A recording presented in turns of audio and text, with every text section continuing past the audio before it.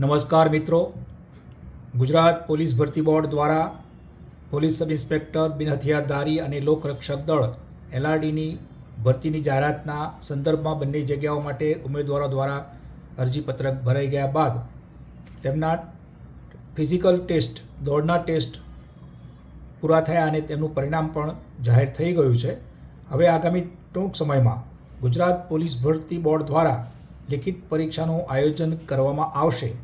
આ લિખિત પરીક્ષામાં ભારતનું બંધારણ પર સારા એવા માર્ક્સનું ભારણ અથવા વેઇટેજ આપવામાં આવેલ છે.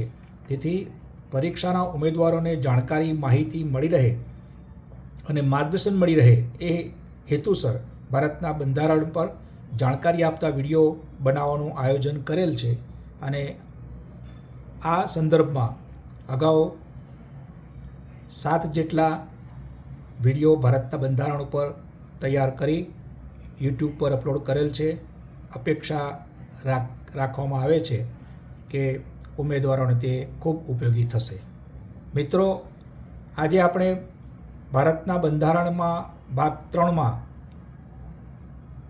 જોગવાઈ કરેલ મૂળભૂત અધિકારો અનુચ્છેદ 29 અને 30ની વાત કરીશું. અગાઉ મૂળભૂત અધિકારોમાં આપણે અનુચ્છેદ 14થી તે 28 સુધીની વાત અલગ અલગ વિડીયોમાં કરી છે. આજે આપણે અનુચ્છેદ 29 અને અનુચ્છેદ 30ની વાત કરીશું. અનુચ્છેદ 29 અને 30 એ સાંસ્કૃતિક અને શૈક્ષણિક અધિકારની વાત કરે છે. 29 અનુચ્છેદ 29માં લઘુમતીઓના હિતોનું રક્ષણ એમ જણાવવામાં આવ્યું છે. એ જોઈએ તો ભારતમાં વિવિધ ધર્મ, ભાષાના લોકો રહે છે અને તેમને તેમની ભાષા, લિપિ, સંસ્કૃતિ જાળવી રાખવાનો પૂરેપૂરો અધિકાર છે. એટલે તે અન્વયે ભારતના પ્રદેશમાં રહેતા નાગરિકોના કોઈ પણ વર્ગને પોતાની વિશિષ્ટ ભાષા, લિપિ હોય તો સંસ્કૃતિ હોય તો તેને જાળવી રાખવાનો સંપૂર્ણ અધિકાર છે તેમ જણાવે છે.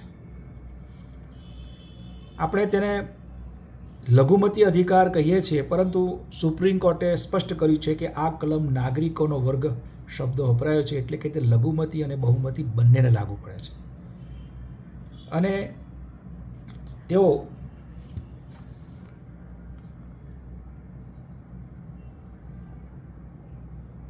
તેમના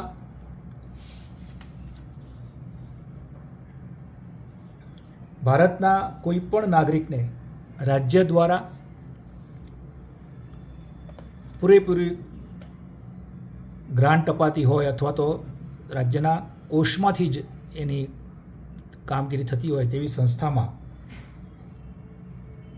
કોઈ પણ શિક્ષણ સંસ્થામાં ફક્ત ધર્મ, જાતિ, જ્ઞાતિ, ભાષા અથવા એમાંના કોઈ પણ કારણે પ્રવેશ આપવાથી ઇનકાર કરી શકાશે નહીં. એટલે અનુચ્છેદ 29 એ લઘુમતીઓના અધિકારની ચર્ચા કરે છે. સાથે સાથે દરેક નાગરિકને પોતાની સંસ્કૃતિ, લિપિ, ભાષા જાળવી રાખવા માટે જે કંઈ એને સપોર્ટ જોતો હોય તે સપોર્ટ મેળવવાના તે અધિકારી છે અને તે જાળવી શકે છે. આમ આ અનુચ્છેદ 29 એ ભારતની વિવિધતાને સાચવે છે. નાની ભાષાઓ અને લિપિઓને લુપ્ત થતી અટકાવવા માટે એક બંધારણીય રક્ષણ પૂરું પાડે છે. અને એક બાબત સુનિશ્ચિત કરે છે કે શૈક્ષણિક સંસ્થાઓમાં ભાષા કે ધર્મના નામે ભેદભાવ ન થાય. અનુચ્છેદ 30ની વાત કરીએ તો લઘુમતી વર્ગને શિક્ષણ સંસ્થાઓ સ્થાપવાનો અને વહીવટ કરવાનો અધિકાર. એટલે તેને ઘણીવાર લઘુમતીઓના શૈક્ષણિક અધિકાર તરીકે ઓળખવામાં આવે છે. આ અનુચ્છેદ હેઠળ નીચેની જોગવાઈઓ કરવામાં આવી છે. સંસ્થાઓ સ્થાપવાનો અને વહીવટનો અધિકાર. ધર્મ અથવા ભાષા પર આધારિત તમામ લઘુમતીઓને પોતાની પસંદગીની શૈક્ષણિક સંસ્થા સ્થાપવાનો અને તેનો વહીવટ કરવાનો અધિકાર છે. દાખલા તરીકે જોઈએ તો ધાર્મિક લઘુમતીમાં મુસ્લિમ, ખ્રિસ્તી, શીખ, જૈન, બૌદ્ધ, પારસી છે અને તેઓ આ રીતે ધાર્મિક લઘુમતીની દ્રષ્ટિએ પોતાની શૈક્ષણિક સંસ્થાઓ સ્થાપે છે અને તેનો વહીવટ કરવા માટે તેમને અધિકાર છે. ભાષાકીય લઘુમતીની વાત કરીએ તો જે તે પ્રદેશમાં બીજા અન્ય પ્રદેશના વસતા લોકો એક ભાષાકીય રીતે લઘુમતીમાં આવી જાય, તેથી તે ભાષાકીય લઘુમતી તરીકે તેમને પોતાની પસંદગીની શૈક્ષણિક સંસ્થાઓ સ્થાપવાનો અને વહીવટ કરવાનો અધિકાર છે. દાખલા તરીકે ગુજરાતમાં મરાઠી ભાષાના લોકો કે મહારાષ્ટ્રમાં ગુજરાતી ભાષી લોકો રહેતા હોય તો તેઓ ભાષાકીય લઘુમતીમાં આવી જાય છે. એવી જ રીતે રાજ્ય સરકાર જો કોઈ લઘુમતી શૈક્ષણિક સંસ્થાની જમીન કે મિલકત સંપાદિત કરે સરકારના કોઈ કાર્ય માટે કે સરકારની જરૂરિયાત છે તે માટે, તો સરકારે તેને બદલામાં એટલું વળતર ચૂકવવું પડશે કે જેથી તેમનો શૈક્ષણિક અધિકાર છીનવાઈ ન જાય. એટલે બીજું કે શૈક્ષણિક સંસ્થાઓને આર્થિક સહાય આપતી વખતે રાજ્ય કોઈપણ સંસ્થા સાથે ભેદભાવ નહીં કરે કે તે લઘુમતીના સંચાલન હેઠળ છે. લઘુમતી સંસ્થાઓને સામાન્ય સંસ્થાઓ કરતાં કેટલીક વધારાની છૂટછાટ મળે છે. તેઓ પોતાની રીતે વહીવટી સમિતિ એટલે કે ગવર્નિંગ બોડી નક્કી કરી શકે છે.